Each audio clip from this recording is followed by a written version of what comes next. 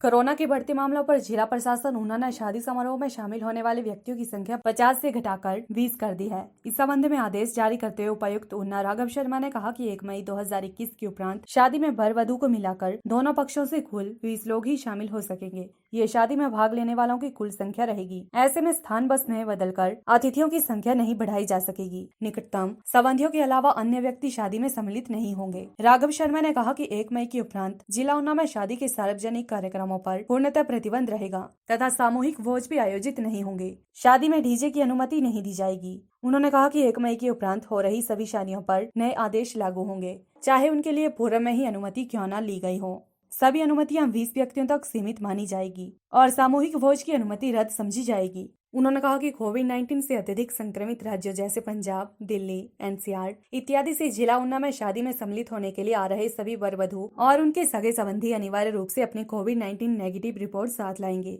जिनकी जांच अंतर्राज्यीय नाकों पर की जाएगी। इसके अतिरिक्त इन अत्यधिक संक्रमित राज्यों में हो रहे शादी समारोह में जाने वाले सभी व्यक्तियों को जिला ऊना में लौटकर घर पर क्वारंटीन में रहना होगा तथा अपना कोविड-19 टेस्ट करवाना होगा। डीसी ने कहा कि सभी विवाह पंजीकरण एसडीएम द्वारा शादी में कोविड-19 के उपरोक्त नियमों की अनुपालना संबंधी दिए गए सर्टिफिकेट के आधार पर ही होंगे। आवेदक अपनी शादी की वीडियोग्राफी संबंधित एसडीएम को साक्ष्य के रूप में दिखाने के लिए रखें। उपायुक्त राघव शर्मा ने सभी जिला वासियों से अपील किया है कि शादी के कार्यक्रम घर पर ही सादगी पूर्वक करें तथा कोरोना वायरस के संक्रमण को रोकने में जिला प्रशासन का सहयोग करें। यदि किसी आयोजक द्वारा इन नियमों के उल्लंघन में भीड़ एकत्रित की जाती है तो उन पर केस दर्ज किया जाएगा और भीड़ को मौके से हटाया जाएगा। जिला ऊना में कोविड-19 के बढ़ते हुए मामलों को देखते हुए जो हमारे विवाह समारोह हो रहे हैं उनके लिए कुछ नए नियम जो हैं वो 1 मई 2021 से लागू होंगे।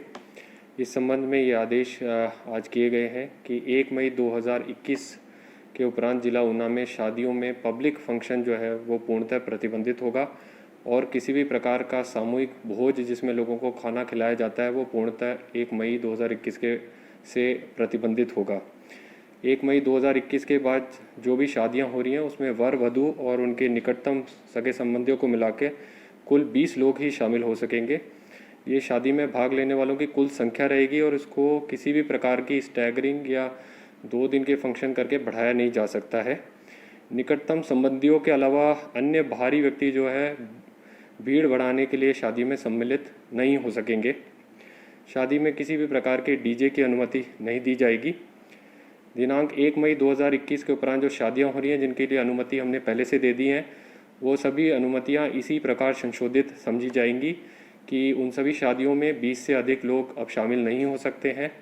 उन सभी शादियों में जो सामूहिक भोज की अनुमति दी गई है वह रद्द मानी जाएगी और उन सभी शादियों में किसी भी प्रकार का पब्लिक फंक्शन या समारोह जिसमें बाहरी लोगों को बुलाया जाता है वो पूर्णतः प्रतिबंधित रहेगा।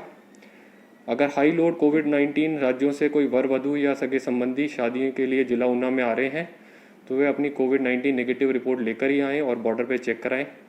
यदि कोई व्यक्ति यहाँ से हाई लोड कोविड राज्य जैसे पंजाब, दिल्ली इत्यादि में शादियों में सम्मिलित होने जा रहा है तो वो यहाँ से बाहर जाने के बाद लौट कर क्वारंटीन होगा और टेस्ट कराएगा और शादियों की सभी अनुमति जो है वो इन्हीं नियमों के अनुरूप अब दी जाएंगी।